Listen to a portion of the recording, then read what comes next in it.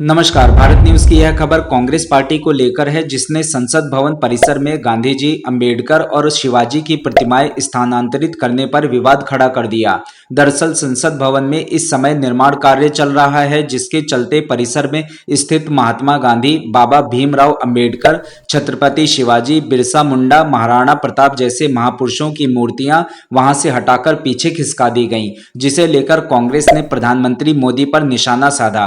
भाजपा की आलोचना करते हुए कांग्रेस के वरिष्ठ नेता पवन खेड़ा ने कहा कि चूंकि महाराष्ट्र के मतदाताओं ने इस बार भाजपा को वोट नहीं दिया, इसलिए संसद से शिवाजी महाराज और बाबा साहेब की मूर्तियों को हटा दिया गया।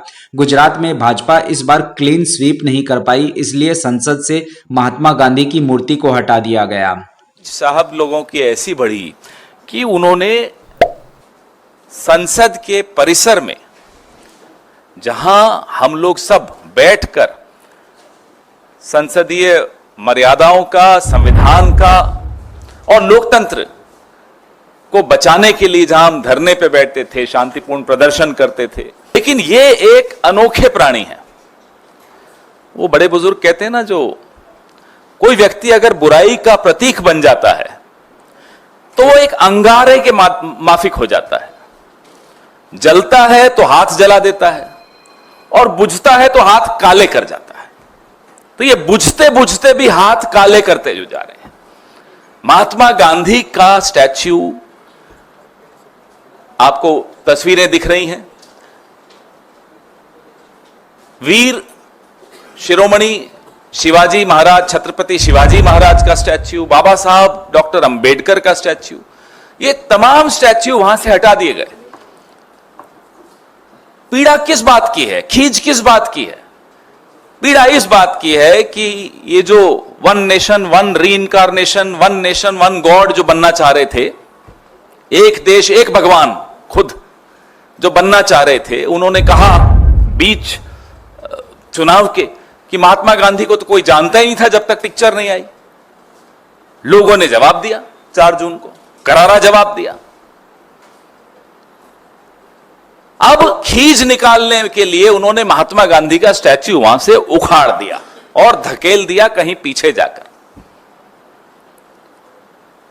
संविधान की पूरी लड़ाई राहुल गांधी, मल्लिकार्जुन खड़गे साहब, हमारे तमाम नेता, प्रियंका जी, पूरे चुनाव प्रचार के दौरान उन्होंने प्रचार से भी ज्यादा संविधान को बचाने की मुहिम छेड़ दी थी, क्योंकि संविधान पे जो खतरे के बादल मंडरा रहे थे वहीं 7 लोक कल्याण मार्ग से ही निकल कर आ रहे थे। तो बाबा साहब अंबेडकर के खिलाफ भी खींच निकाल दी, उनका स्टैच्यू भी यहां से उखाड़ दिया, पीछे धकेल दिया। महाराष्ट्र के नतीजे आपके सामने हैं, करारा जवाब महाराष्ट्र के लोगों ने भी दिया। तो महाराष्ट्र के लोगों से बदला लेना के लिए उन्होंने क्या कदम उठाया कि छत्रपति शिवाजी महाराज का स्टैच्यू भी यहां से उखाड़ दिया और पीछे धकेल दिया। कांग्रेस नेता पवन खेड़ा भाजपा पर निशाना साधते हुए यहीं तक नहीं रुके। उन्होंने उत्तर प्रदेश के अयोध्या जिले में भाजपा की करारी हार को लेकर भी खूब खरी खोटी सुनाई। प्रधानमंत्री मोदी पर आरोप लगाते हुए पवन खेड़ा ने कहा कि खुद को भगवान से ऊपर मानकर अयोध्या वासियों को गाली दे रहे हैं। पवन खेड़ा ने एनडीए का फुल फॉर्म बताते हुए कहा कि एनडीए का मतलब नायडू नीतीश डिपेंडेंट अलायंस हो गया है। आइए देखते हैं किस प्रकार पवन खेड़ा ने भारतीय जनता पार्टी और प्रधानमंत्री मोदी पर हमला बोला। अयोध्या में क्या हुआ? 50-50 कोस दूर एक भी सीट नहीं जीत पाए। ना केवल अयोध्या, अगल बगल की तमाम सीटों पर करारा जवाब मिला। आप सुबह से शाम तक देखिए कैसे गालियां दे रहे हैं ये अयोध्या वासियों को, राम भक्तों को।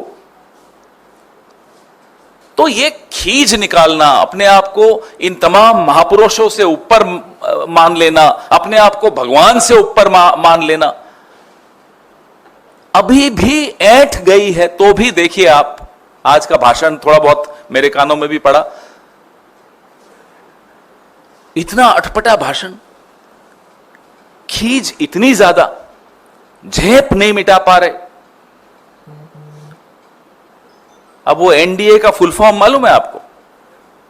नायडू डिपेंडेंट अलायंस, या नीतीश डिपेंडेंट अलायंस। पिछले 10 साल में कितनी बार एनडीए का नाम लिया, कभी आपने सुना? गिनो। चलो आज मैं आप सबको होमवर्क देता हूं, मैं अपने आप को भी होमवर्क देता हूं। जितना पिछले 10 साल में एनडीए का नाम नहीं लिया, आज कितने घंटे का भाषण था? 1 घंटे का, तो उससे कम तो बोलते नहीं। 1 घंटे में कितनी बार नाम ले लिया एनडीए का? 1.5 घंटा चलिए, आपने होमवर्क करना शुरू कर दिया। 1.5 घंटे के भाषण में एनडीए का नाम कितना ज्यादा लिया गया? पहले था एक अकेला सब पर भारी, मोदी की गारंटी। अब बीजेपी की भी गारंटी नहीं, अब एनडीए की गारंटी आ गई। वैसे एनडीए वाले जो दोनों हमारे साथी हैं, ये भी जानते हैं इस आदमी की गारंटी पे कोई भरोसा नहीं करता, वो लोग भी नहीं करते। दुख इस बात का है कि आपकी जो खींच है हमसे निकालिए, निकालते रहते हैं, पिछले 10 साल से निकाल रहे हैं। राहुल गांधी से आप निकालते रहते हैं, निकालिए, हम मुकाबला करेंगे आपका। आपकी खींच तो आप नेहरू जी से निकालते रहते हैं, उसके लिए मुकाबला करने की जरूरत ही नहीं है। नेहरू जी का कद इतना बड़ा है कि आप अटल जी के पांव की धूल के बराबर नहीं, आप नेहरू जी का मुकाबला करने चले। तो आप अपनी खींच छत्रपति शिवाजी महाराज से निकालने की कुछ चेष्टा क्यों कर रहे हैं? डॉक्टर बाबा साहब भीमराव अंबेडकर जी से आप अपनी खींच क्यों निकाल रहे हैं? उनकी क्या गलती थी? यही कि वो एक बहुत ही बढ़िया, बहुत ही उम्दा संविधान के शिल्पकार थे, जिससे मेरे और आपके हकों की रक्षा होती है। आप क्यों महात्मा गांधी के इतने खिलाफ हैं? ठीक है, आपके वैचारिक पूर्वजों ने जो किया वो किया। आपके वैचारिक पूर्वजों ने गांधी पर गोली चलाई, तो गोली चलाने से पहले वो भी झुके थे उनके सामने। जिस तरह से आज आप संविधान के सामने झुक रहे थे ना, हमारे मन में यही विचार आ रहा था कि जब राजीव जी की हत्या की, वो महिला भी राजीव जी को पहले हार पहनाया, उनके सामने झुकी और फिर हत्या की। तो आज मैं बड़ा घबरा रहा था जब ये संविधान के आगे झुक रहे थे।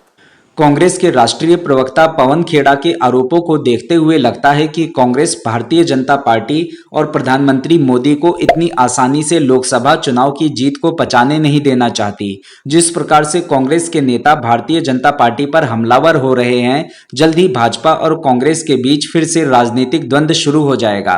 प्रधानमंत्री मोदी को तीसरा कार्यकाल मिलने की वजह से कांग्रेस पार्टी का सिंहासन का सपना बेशक टूट गया हो, लेकिन विपक्ष में संख्या बल ज्यादा होने की वजह से कांग्रेस पार्टी भाजपा का बैंड बजाने की पुरजोर कोशिश करेगी।